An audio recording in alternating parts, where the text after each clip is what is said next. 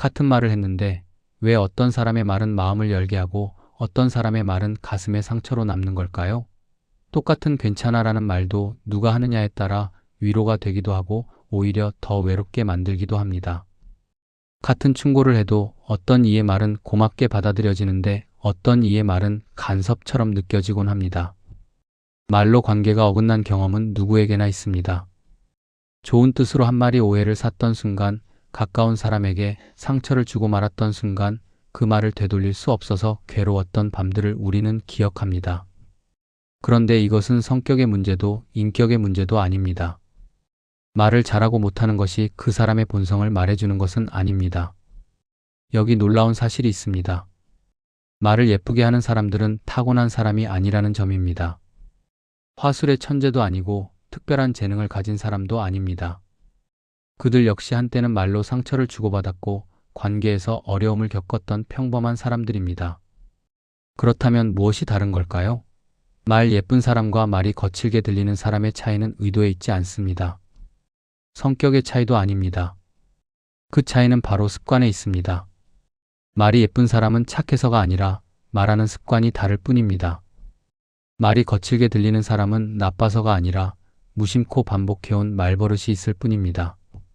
말 예쁘게 하는 사람들에게는 공통으로 나타나는 말버릇이 있습니다.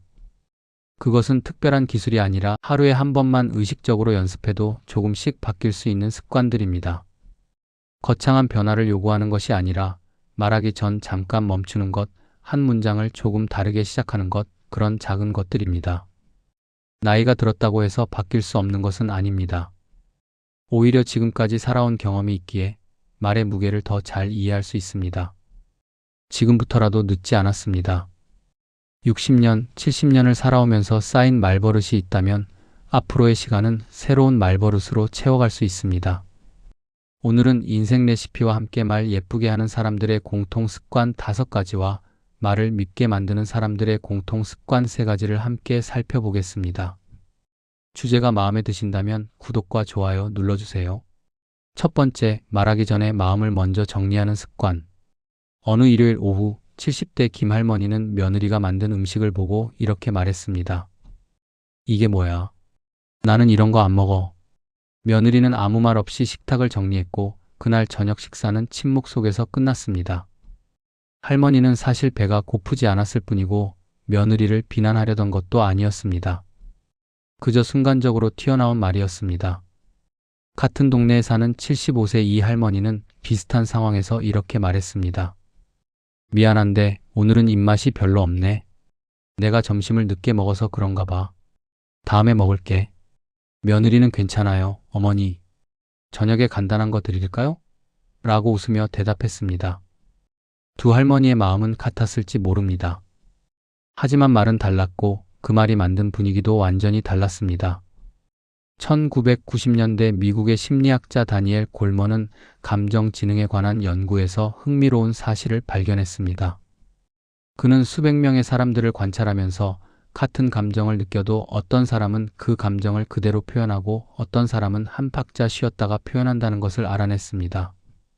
실험에서 참가자들에게 갑자기 불쾌한 상황을 만들어 주었습니다. 그러자 즉각 반응한 사람들의 말은 대부분 공격적이거나 방어적이었습니다. 반면 3초 정도 멈춤을 가진 사람들의 말은 훨씬 부드러웠습니다. 골먼은 이것을 감정과 표현 사이의 틈이라고 불렀습니다. 중요한 것은 이 3초의 멈춤이 감정 자체를 바꾸는 것이 아니라는 점입니다. 화난 것은 여전히 화가 난 것입니다. 다만 그 화를 어떻게 말로 꺼낼지 선택할 시간을 갖는 것입니다. 말은 감정을 그대로 옮겨놓는 것이 아닙니다. 감정과 말 사이에는 언제나 통역의 과정이 있습니다. 배고프지 않다는 감정을 이게 뭐야로 통역할 수도 있고 오늘은 입맛이 없네로 통역할 수도 있습니다.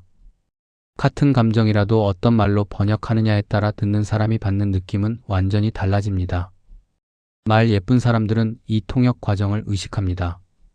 지금 내가 느끼는 감정이 무엇인지 먼저 확인하고 그것을 어떤 말로 옮길지 잠깐 생각합니다. 이것은 거짓말을 하는 것이 아닙니다. 진실을 어떻게 표현할지 선택하는 것입니다. 마음을 정리한다는 것은 감정을 숨기는 것이 아닙니다. 감정의 본질을 찾는 것입니다. 이게 뭐야 라는 말 뒤에는 사실 나는 지금 배가 고프지 않아 라는 간단한 사실이 있었을 뿐입니다. 하지만 그 사실을 찾기 전에 말이 먼저 튀어나오면 전혀 다른 메시지가 전달됩니다. 고대 그리스 철학자 에픽테토스는 이렇게 말했습니다. 우리를 괴롭히는 것은 사건 자체가 아니라 그 사건에 대한 우리의 견해이다. 이 말을 대화에 적용하면 이렇게 됩니다. 상대에게 상처를 주는 것은 우리가 느낀 감정 자체가 아니라 그 감정을 어떻게 표현했느냐에 대한 것입니다. 배고프지 않다는 감정은 중립적인 사실입니다. 하지만 그것을 비난의 말로 표현하는 순간 관계에 상처가 생깁니다. 에픽테토스의 지혜는 2000년이 지난 지금도 유효합니다. 말하기 전에 마음을 정리한다는 것은 감정과 표현 사이에 작은 공간을 만드는 것입니다. 그 공간에서 우리는 선택할 수 있습니다. 혹시 오늘 하루 말이 먼저 튀어나가서 후회한 순간이 있었나요? 그 순간을 떠올려 보십시오. 만약 3초만 멈추었더라면 어떤 말을 할 수 있었을까요? 그 3초는 누군가를 변화시키는 시간이 아니라 나 자신의 마음을 들여다보는 시간입니다. 두 번째, 사실보다 느낌을 먼저 말하는 습관. 68세 박 할아버지는 손주가 시험에서 낮은 점수를 받아왔을 때 이렇게 말했습니다. 70점밖에 못 받았어? 옆집 민수는 90점 받았다던데. 다음엔 더 열심히 해야지. 손주는 고개를 떨구고 방으로 들어가 버렸습니다. 할아버지는 격려하려던 것이었는데 왜 아이가 기분 나빠하는지 이해할 수 없었습니다. 같은 아파트에 사는 72세 정 할아버지는 비슷한 상황에서 이렇게 말했습니다. 70점이면 괜찮은데? 할아버지는 내가 요즘 힘들어 보여서 걱정했거든. 공부하느라 고생했겠구나.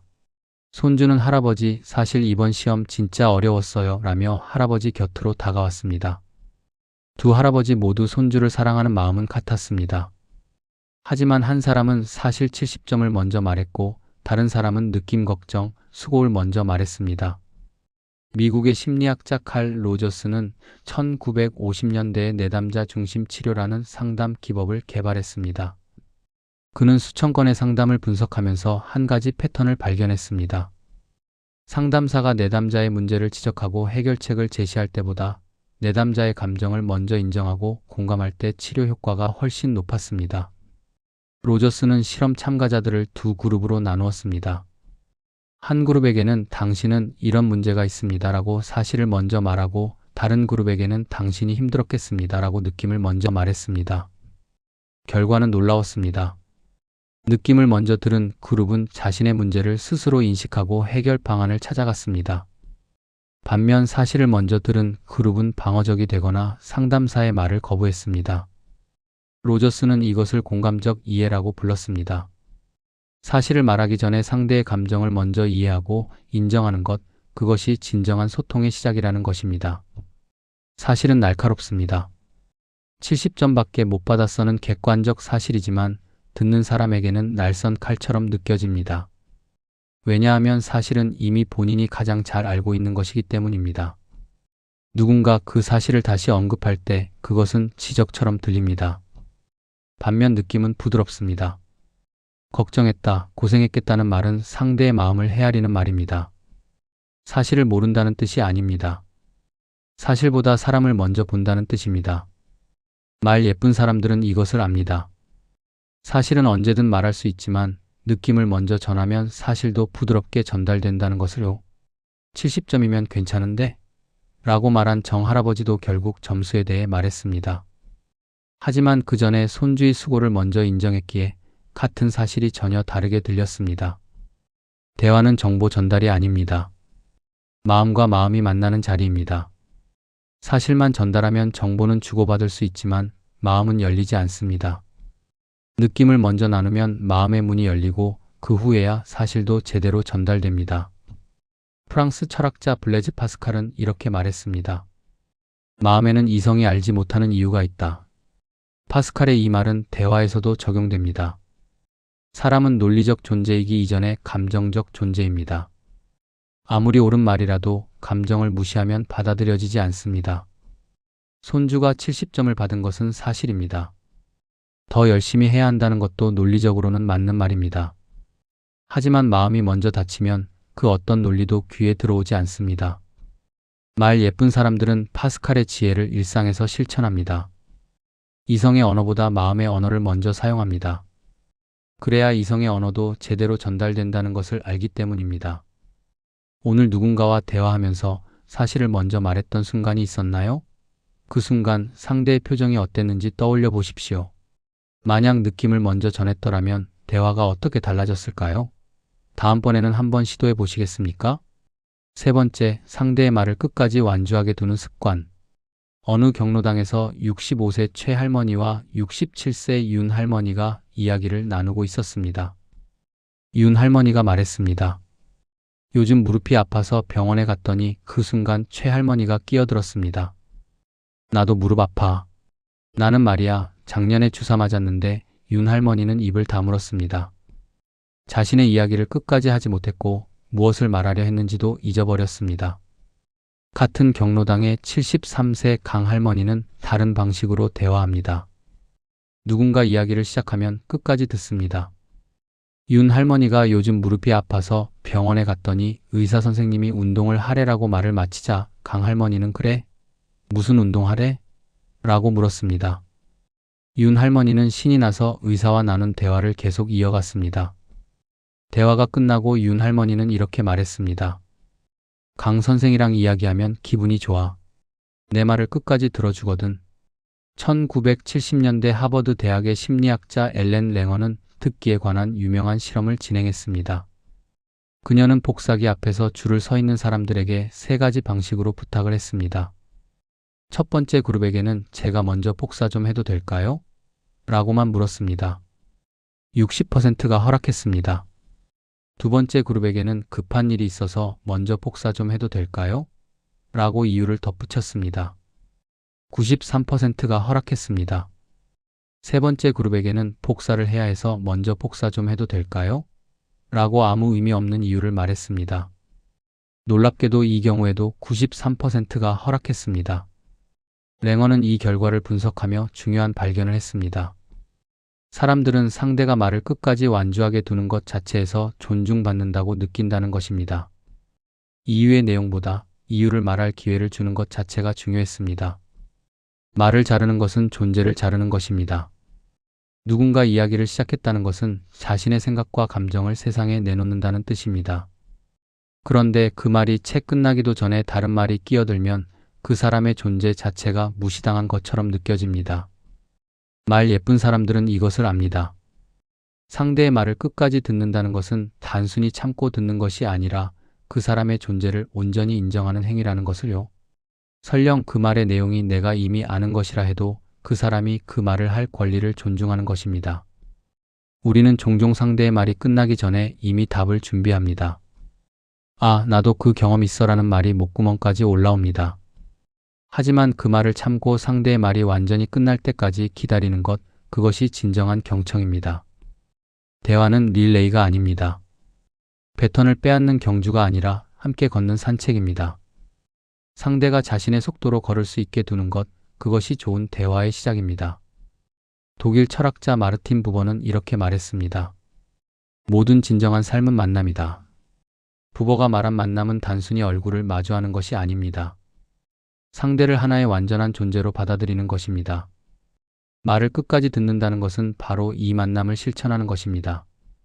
나의 이야기로 상대의 이야기를 덮어버리는 순간 만남은 사라지고 톡백만 남습니다. 부버의 철학은 어렵게 들리지만 실은 아주 간단한 행동으로 실천할 수 있습니다. 상대가 말할 때 다음에 내가 무슨 말을 할지 생각하지 않고 오직 지금 이 사람이 무슨 말을 하는지에만 집중하는 것입니다. 오늘 누군가와 대화하면서 상대의 말을 중간에 끊었던 적이 있나요? 그때 상대의 표정을 기억하시나요? 혹시 내일 누군가 이야기를 시작하면 끝까지 듣는 연습을 해보시겠습니까? 그것만으로도 충분합니다. 네 번째, 사람 대신 상황을 말하는 습관. 69세 서할아버지는 아들이 약속 시간에 늦게 오자 이렇게 말했습니다. 너는 왜 맨날 늦어? 시간 약속을 지킬 줄 모르니? 아들은 변명도 하지 않고 묵묵히 앉았습니다. 식사 내내 분위기는 무거웠고 아들은 일찍 자리를 떴습니다. 같은 식당에서 71세 한 할아버지는 아들이 늦자 이렇게 말했습니다. 오늘 길이 많이 막혔나 보네. 아빠가 너무 일찍 온 것 같기도 하고. 밥 먹자, 시장하지. 아들은 죄송해요, 아버지. 회의가 길어져서요 라며 미안해했고 할아버지는 그럴 수 있지, 괜찮아라고 웃었습니다. 두 할아버지 모두 아들이 늦어서 섭섭했을 것입니다. 하지만 한 사람은 사람 너는을 말했고 다른 사람은 상황 길이 막혔나 보네를 말했습니다. 1970년대 미국의 심리학자 존 가트맨은 부부 관계를 연구하면서 비난과 불평의 차이를 발견했습니다. 그는 수백 쌍의 부부를 관찰하고 어떤 부부는 오래 행복하게 지내고 어떤 부부는 이혼하는지 예측할 수 있었습니다. 가트맨은 불행한 부부들에게서 공통된 대화 패턴을 찾았습니다. 당신은 항상 이래, 당신은 왜 맨날 저래 같은 말들이었습니다. 이것은 비난입니다. 사람의 성격이나 본성을 문제 삼는 것입니다. 반면 행복한 부부들은 이렇게 말했습니다. 오늘 설거지가 안 되어 있네. 이번에는 약속 시간을 못 지켰구나. 이것은 불평입니다. 상황이나 행동을 말하는 것입니다. 가트맨은 비난과 불평의 차이가 관계의 운명을 결정한다고 했습니다. 비난은 상대를 방어적으로 만들지만 불평은 문제 해결의 여지를 남깁니다. 너는 왜라는 말은 상대의 정체성을 공격합니다. 늦은 것은 행동이지만 너는 왜 맨날 늦어라고 하면 그 사람 자체가 문제인 것처럼 들립니다.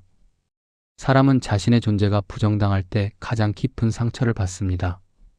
말 예쁜 사람들은 사람과 행동을 분리합니다. 늦은 것은 행동의 문제이지 그 사람의 본질이 나쁜 것은 아닙니다. 길이 막혔나 보네라고 말하면 같은 섭섭함을 전하면서도 상대의 존재는 존중할 수 있습니다. 이것은 거짓말이나 위선이 아닙니다. 실제로 늦은 이유는 여러 가지가 있을 수 있습니다. 회의가 길어졌을 수도, 교통이 막혔을 수도, 혹은 정말 시간 관리를 못했을 수도 있습니다. 하지만 그 이유가 무엇이든 그 사람의 전체 인격을 규정할 수는 없습니다. 상황을 말한다는 것은 문제를 해결할 여지를 남기는 것입니다. 길이 막혔나 보네라고 하면 네, 그리고 회의도 길어졌어요 라는 대화가 이어질 수 있습니다. 하지만 너는 왜 맨날 늦어? 라고 하면 대화는 거기서 막힙니다.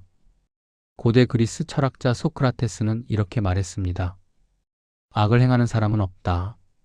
다만 무지할 뿐이다. 소크라테스의 이 말은 사람의 본성은 나쁘지 않다는 뜻입니다. 잘못된 행동은 있을 수 있지만 그것이 그 사람의 본질은 아니라는 것입니다. 늦게 온 아들이 시간 약속을 지킬 줄 모르는 사람인 것이 아니라 오늘 이런저런 이유로 늦게 된 것일 뿐입니다. 소크라테스의 지혜를 대화에 적용하면 사람을 공격하는 대신 상황을 이야기하게 됩니다. 사람은 변할 수 있지만 본성이 나쁘다고 규정되는 순간 변화의 가능성은 사라집니다. 오늘 하루 누군가에게 넌 왜 맨날이라는 말을 한 적이 있나요? 그 말을 들은 사람의 표정이 기억나시나요? 다음번에는 오늘은이나 이번에는이라는 말로 바꿔보면 어떨까요? 작은 차이지만 상대가 느끼는 것은 완전히 다릅니다. 5번째, 대화의 끝을 따뜻하게 닫는 습관. 66세 조할머니는 딸과 전화통화를 마칠 때 이렇게 말합니다. 그래, 바쁘면 끊어. 나는 괜찮으니까. 딸은 전화를 끊고 나서도 마음 한편이 무거웠습니다. 엄마가 섭섭해 하시는 것 같은데 하는 생각이 들었습니다. 같은 아파트 74세 박 할머니는 딸과 전화를 마칠 때 이렇게 말합니다. 그래, 일 열심히 하고. 엄마는 내 목소리만 들어도 좋아. 오늘도 수고했어. 딸은 전화를 끊고 나서 미소 지었습니다. 엄마 목소리 들으니 힘이 난다 하는 생각이 들었습니다. 두 할머니 모두 딸을 사랑하는 마음은 같습니다. 더 오래 통화하고 싶은 마음도 같습니다. 하지만 대화를 끝내는 방식이 달랐고 그것이 남긴 여운도 완전히 달랐습니다. 노벨상을 받은 심리학자 데니얼 카너먼은 피크 마이너스 앤드 법칙이라는 이론을 발표했습니다. 사람들은 경험 전체를 기억하는 것이 아니라 가장 강렬했던 순간 피크와 마지막 순간 엔드를 기억한다는 것입니다. 카너먼은 실험 참가자들에게 2가지 불쾌한 경험을 하게 했습니다. 첫 번째는 60초 동안 찬물에 손을 담그는 것이었고, 두 번째는 60초 동안 찬물에 손을 담그고 마지막 30초는 약간 덜 차가운 물에 손을 담그는 것이었습니다. 논리적으로는 첫 번째가 덜 고통스러워야 합니다. 시간도 짧고 고통의 총량도 적으니까요.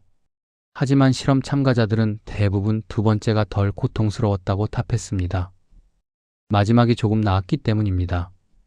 카너먼은 이것이 대화에도 적용된다고 했습니다. 대화 내내 좋았어도 끝이 좋지 않으면 전체가 나쁘게 기억되고 대화 중간에 다툼이 있어도 끝이 좋으면 전체가 좋게 기억된다는 것입니다. 대화의 끝은 관계의 씨앗입니다. 오늘 대화를 어떻게 끝내느냐에 따라 다음 대화를 시작할 마음이 생기기도 하고 꺼리게 되기도 합니다. 나는 괜찮으니까라는 말은 사실 괜찮지 않다는 뜻으로 들립니다. 딸은 그 말을 듣고 죄책감을 느낍니다. 말 예쁜 사람들은 대화의 마지막을 축복으로 만듭니다. 목소리만 들어도 좋아, 오늘도 수고했어 같은 말은 상대에게 에너지를 줍니다. 전화를 끊고 나서도 따뜻함이 남습니다. 대화를 끝낸다는 것은 관계를 끊는 것이 아닙니다. 잠시 멈추는 것입니다. 그 멈춤을 어떻게 만드느냐에 따라 다음에 다시 만날 때의 마음이 달라집니다. 섭섭함으로 끝나면 다음 만남이 부담스럽지만 따뜻함으로 끝나면 다음 만남이 기다려집니다. 나는 괜찮으니까는 상대에게 짐을 주는 말입니다. 반면 내 목소리만 들어도 좋아하는 상대를 자유롭게 하는 말입니다. 같은 섭섭함을 느끼더라도 그것을 어떻게 표현하느냐에 따라 관계의 미래가 달라집니다. 독일 시인이자 철학자인 라이너 마리아 릴케는 이렇게 말했습니다. 좋은 이별은 좋은 만남만큼 중요하다. 릴케의 말은 대화에도 적용됩니다. 대화를 시작하는 것만큼 끝내는 것도 중요합니다. 좋은 시작이 문을 열면 좋은 끝은 다음 문을 열어둡니다. 오늘도 수고했어라는 말 한마디는 다음 대화로 가는 다리가 됩니다. 릴케는 또한 사랑은 두 고독의 보호와 경계와 인사라고 했습니다. 대화를 끝낸다는 것은 상대의 고독을 존중하는 것입니다. 나는 괜찮으니까라고 하면 상대의 고독을 침범하지만 목소리만 들어도 좋아라고 하면 상대의 고독을 축복합니다. 오늘 누군가와 헤어지면서 어떤 마지막 말을 했나요? 그 말을 듣고 상대가 어떤 표정이었는지 떠올려 보십시오. 내일 누군가와 헤어질 때 따뜻한 한마디를 건네보면 어떨까요? 그것이 다음 만남을 만듭니다. 지금까지는 말을 예쁘게 만드는 습관을 이야기했습니다. 이제는 반대로 좋은 의도였는데도 오해를 만드는 말버릇을 살펴보겠습니다. 첫 번째, 말의 의도 설명을 자주 덧붙이는 습관. 70세 안 할머니는 손주에게 과일을 건네며 이렇게 말합니다. 이거 먹어. 할머니가 나쁜 뜻으로 하는 말이 아니고 내 건강 생각해서 하는 말인데 요즘 너무 마른 것 같아서 걱정돼서 그래. 오해하지 마. 손주는 내라고만 답하고 과일을 받았습니다. 뭔가 무거운 느낌이 들었습니다. 같은 집에서 75세 김 할아버지는 손주에게 과일을 건네며 이렇게 말합니다. 사과 하나 먹어. 싱싱해. 손주는 감사합니다, 할아버지. 하고 밝게 웃으며 과일을 받았습니다. 두 사람 모두 손주를 걱정하는 마음은 같았습니다. 하지만 안 할머니는 자신의 의도를 길게 설명했고 김 할아버지는 행동만 했습니다. 1990년대 사회심리학자 티모시 윌슨은 생각하기의 역설이라는 개념을 연구했습니다. 그는 실험 참가자들에게 좋아하는 잼을 고르게 하면서 한 그룹에게는 왜 이것을 좋아하는지 설명하세요 라고 요구했고 다른 그룹에게는 그냥 고르게 했습니다. 결과는 놀라웠습니다. 설명을 요구받은 그룹은 나중에 자신의 선택에 대해 만족도가 낮았습니다. 이유를 설명하려다 보니 오히려 자신의 진짜 감정에서 멀어진 것입니다. 윌슨은 이것이 대화에서도 일어난다고 했습니다. 좋은 의도로 한 말의 의도 설명을 덧붙이면 오히려 그 의도가 의심받게 됩니다. 나쁜 뜻이 아니야 라고 하면 듣는 사람은 그럼 나쁜 뜻일 수도 있다는 건가? 라고 생각하게 됩니다. 의도 설명은 변명처럼 들립니다. 오해하지 말라고 하는 순간 상대는 오해할 여지를 찾기 시작합니다. 내 건강 생각해서라고 설명하면 상대는 그럼 평소에는 내 건강을 생각 안 했다는 건가? 라고 생각할 수 있습니다. 말 밉게 만드는 사람들은 자신의 의도가 오해받을까봐 걱정합니다. 그래서 미리 설명하고 변명하고 정당화합니다. 하지만 역설적이게도 그런 설명이 오히려 의심을 만듭니다. 좋은 의도는 설명하지 않아도 전달됩니다.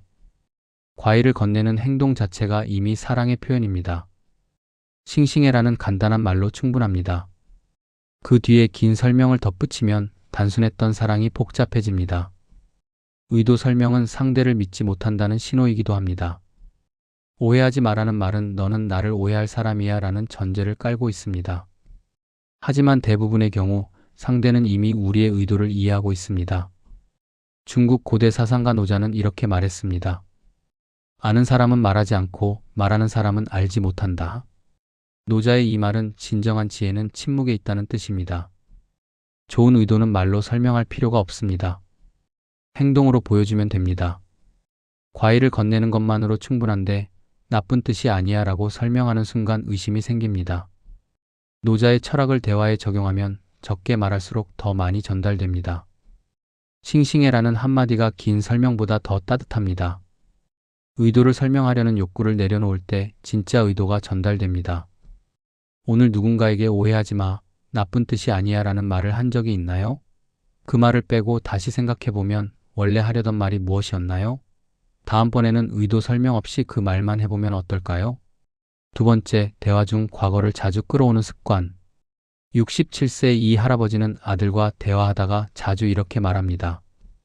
내가 작년에도 그랬잖아. 그때도 나한테 그렇게 말하고는 안 지켰어. 5년 전에도 똑같았고. 너는 맨날 그래. 아들은 한숨을 쉬며 아버지, 그때 얘기는 왜 또 하세요? 라고 답합니다. 대화는 거기서 막힙니다. 같은 동네 73세 송 할아버지는 아들이 약속을 어겼을 때 이렇게 말합니다. 이번에는 어려웠나 보네. 다음에는 미리 말해주면 좋겠어. 아들은 죄송해요, 아버지. 다음엔 꼭 그럴게요 라고 진심으로 사과합니다. 두 할아버지 모두 섭섭한 마음은 같았습니다. 하지만 한 사람은 과거를 끌고 왔고 다른 사람은 현재에 머물렀습니다. 심리학자 존 고트맨의 부부관계 연구에서 불만 저장소라는 개념이 등장합니다. 불행한 부부들은 과거의 잘못을 기억해 두었다가 현재의 갈등에서 꺼내놓는다는 것입니다. 고트맨은 실험에서 부부들에게 현재 문제에 대해 대화하게 했습니다. 이혼 위기의 부부들은 대화 중 작년에도 항상 맨날이라는 단어를 자주 사용했습니다. 과거의 문제를 현재로 끌고 온 것입니다. 반면 행복한 부부들은 이번에는 오늘은이라는 단어를 사용했습니다. 같은 문제가 과거에도 있었지만 그것을 현재의 대화로 끌고 오지 않았습니다. 고트맨은 과거를 끌어오는 습관이 관계를 파괴한다고 했습니다. 왜냐하면 과거의 잘못은 이미 지나간 것이고 현재 바꿀 수 없기 때문입니다. 과거를 끌고 오면 대화는 문제 해결이 아니라 비난의 장이 됩니다. 과거를 끌어오는 것은 무기를 꺼내는 것과 같습니다. 작년에도 그랬잖아라는 말은 현재의 잘못을 지적하는 것이 아니라 상대의 전체 인생을 부정하는 것입니다. 한 번의 실수가 아니라 항상 그런 사람으로 낙인 찍는 것입니다. 말 밉게 만드는 사람들은 기억력이 좋습니다. 상대가 지난 10년간 한 잘못을 하나하나 기억합니다. 그리고 그것을 현재의 대화에서 증거로 제시합니다. 하지만 그 기억은 관계를 단단하게 만드는 것이 아니라 관계를 무너뜨립니다. 현재에 머문다는 것은 상대에게 새로운 기회를 주는 것입니다. 이번에는 어려웠나 보네라고 하면 과거의 잘못은 과거에 두고 현재의 상황만 다룹니다. 그래야 상대도 변할 수 있는 여지가 생깁니다. 과거는 바꿀 수 없지만 미래는 바꿀 수 있습니다. 과거를 끌고 오면 미래로 갈 길이 막히지만 현재에 머물면 미래로 갈 문이 열립니다. 프랑스 철학자 장 폴 사르트르는 이렇게 말했습니다. 인간은 자유롭도록 선고받았다. 사르트르의 말은 인간은 과거에 묶이지 않는다는 뜻입니다. 작년에 실수했다고 해서 올해도 같은 실수를 할 운명인 것은 아닙니다. 사람은 매 순간 선택할 수 있습니다. 과거를 끌어오는 것은 상대의 자유를 부정하는 것입니다. 너는 맨날 그래라고 하면 상대에게 변할 기회를 주지 않는 것입니다. 반면 이번에는이라고 하면 이번은 이번이고 다음은 다를 수 있다는 가능성을 인정하는 것입니다. 사르트르의 철학을 대화에 적용하면 과거의 죄수가 아니라 현재의 자유인으로 상대를 대하는 것입니다. 오늘 누군가와 대화하면서 작년에도 항상 맨날이라는 말을 사용한 적이 있나요? 그 과거의 기억을 잠시 내려놓으면 지금 이 사람이 다르게 보일까요? 내일은 과거 대신 현재에 집중해 보시겠습니까? 세 번째, 말끝을 정리하지 않고 던져버리는 습관. 64세 권 할머니는 며느리와 대화할 때 자주 이렇게 말합니다. 뭐 내가 뭐라고 하겠어. 알아서 하지. 어차피 내 말은 안 듣잖아. 됐어, 됐어. 며느리는 무슨 말을 해야 할지 몰라 침묵합니다. 대화는 어색한 공기만 남기고 끝납니다. 같은 아파트 71세 최할머니는 며느리와 의견이 다를 때 이렇게 말합니다. 그렇게 생각할 수도 있겠네. 나는 조금 다르게 생각하지만 내 방식도 좋은 것 같아. 어떻게 하는 게 좋을까? 며느리는 어머니 의견도 들려주세요 라며 대화를 이어갑니다. 두 할머니 모두 며느리와 의견이 다른 것은 같습니다. 하지만 한 사람은 말을 던져버렸고 다른 사람은 대화의 문을 열어두었습니다. 1960년대 정신과 의사 에릭 번은 교류 분석 이론을 발표했습니다. 그는 대화를 관찰하면서 세 가지 패턴을 발견했습니다. 어른-어른 대화, 어른-아이 대화, 그리고 게임 대화입니다. 번이 말한 게임 대화는 진짜 소통이 아니라 상대를 곤란하게 만드는 대화입니다. 알아서 하지, 어차피 됐어 같은 말들이 여기 속합니다. 이런 말은 표면적으로는 허락하는 것 같지만 실제로는 비난과 포기를 담고 있습니다. 번은 실험 참가자들에게 이런 말을 들려주고 어떤 감정을 느끼는지 물었습니다. 대부분 죄책감, 답답함, 거부당한 느낌이라고 답했습니다. 됐어라는 말은 괜찮아가 아니라 너와는 더 이상 대화하고 싶지 않아라는 메시지로 해석되었습니다. 말끝을 던져버리는 것은 대화의 문을 쾅 닫는 것입니다. 알아서 하지는 자유를 주는 말이 아니라 포기의 말입니다. 상대는 허락받은 것이 아니라 버림받은 느낌을 받습니다. 말 밉게 만드는 사람들은 섭섭할 때 대화를 정리하지 않고 던져버립니다. 어차피 내 말은 안 듣잖아라고 하면서 실제로는 자신의 말을 들어주기를 바랍니다. 하지만 그런 방식으로는 들어주는 사람이 없습니다. 정리하지 않은 말은 숙제를 남깁니다. 상대는 내가 뭘 잘못했지? 어떻게 해야 하지? 하고 혼란스러워합니다. 됐어라고 하지만 사실 됐지 않다는 것을 둘 다 알고 있습니다. 대화를 정리한다는 것은 책임지는 것입니다. 나는 조금 다르게 생각하지만이라고 자신의 입장을 분명히 말하고 내 방식도 좋은 것 같아라고 상대를 인정하고 어떻게 하는 게 좋을까? 라고 함께 해결책을 찾는 것입니다. 독일 철학자 위르겐 하버마스는 소통 행위 이론에서 이렇게 말했습니다. 진정한 대화는 상호 이해를 목표로 한다. 하버마스가 말한 상호 이해는 의견을 일치시키는 것이 아닙니다. 서로 다른 생각을 가지면서도 이해하고 존중하는 것입니다. 알아서 하지는 이해를 포기하는 것이고 어떻게 하는 게 좋을까? 는 이해를 향해 나아가는 것입니다. 하버마스는 대화가 끝나지 않았는데 말을 던져버리는 것을 소통의 왜곡이라고 불렀습니다. 진정한 대화는 서로 다른 의견이 있어도 계속 이어질 수 있어야 합니다. 내 방식도 좋은 것 같아라고 하면 의견이 달라도 대화는 계속됩니다. 오늘 누군가와 대화하다가 됐어, 알아서 하지라고 말을 던진 적이 있나요? 그 순간 상대의 표정을 기억하시나요? 다음번에는 말을 던지는 대신 정리해보면 어떨까요? 나는 이렇게 생각하는데 너는 어떻게 생각해? 라고요. 여기까지 함께 이야기를 나누었습니다. 말 예쁘게 하는 사람들의 공통 습관 5가지와 말을 밉게 만드는 사람들의 공통 습관 3가지를 살펴보았습니다. 말은 성격의 문제가 아닙니다. 인격의 문제도 아닙니다. 말은 습관입니다. 오랜 시간 무의식적으로 반복해온 작은 패턴들입니다. 말하기 전에 잠깐 멈추는 것, 사실보다 느낌을 먼저 전하는 것, 상대의 말을 끝까지 듣는 것, 사람 대신 상황을 말하는 것, 대화의 끝을 따뜻하게 닫는 것. 이 모든 것은 특별한 재능이 아니라 연습할 수 있는 습관들입니다. 반대로 의도를 자꾸 설명하는 것, 과거를 끌고 오는 것, 말끝을 던져버리는 것도 습관입니다. 나쁜 마음에서 나온 것이 아니라 오랜 시간 반복하다 보니 몸에 밴 패턴일 뿐입니다. 지금까지의 말버릇은 지나온 삶의 흔적입니다. 그것을 부정할 필요는 없습니다. 그 말버릇 속에는 우리가 겪었던 상처도, 보호받고 싶었던 마음도, 사랑받고 싶었던 바람도 담겨 있습니다. 그것을 인정하고 이해하는 것, 그것이 변화의 시작입니다. 앞으로의 말버릇은 우리가 선택할 수 있습니다. 60년, 70년을 산 만큼 말버릇도 깊이 뿌리 내렸을 것입니다. 하지만 그렇다고 바꿀 수 없는 것은 아닙니다. 나무는 오래될수록 단단하지만 그 나무도 매년 새순을 틔웁니다. 우리의 말버릇도 그렇습니다. 한꺼번에 모든 것을 바꾸려 하지 마십시오. 하루에 하나만 실천해도 충분합니다. 오늘은 말하기 전에 3초 멈추어 보는 것, 내일은 사실 대신 느낌을 먼저 말해보는 것, 모레는 상대의 말을 끝까지 듣는 것. 이렇게 하루에 하나씩 천천히 자신의 속도로 연습해 나가시면 됩니다. 말이 바뀌면 관계가 바뀝니다.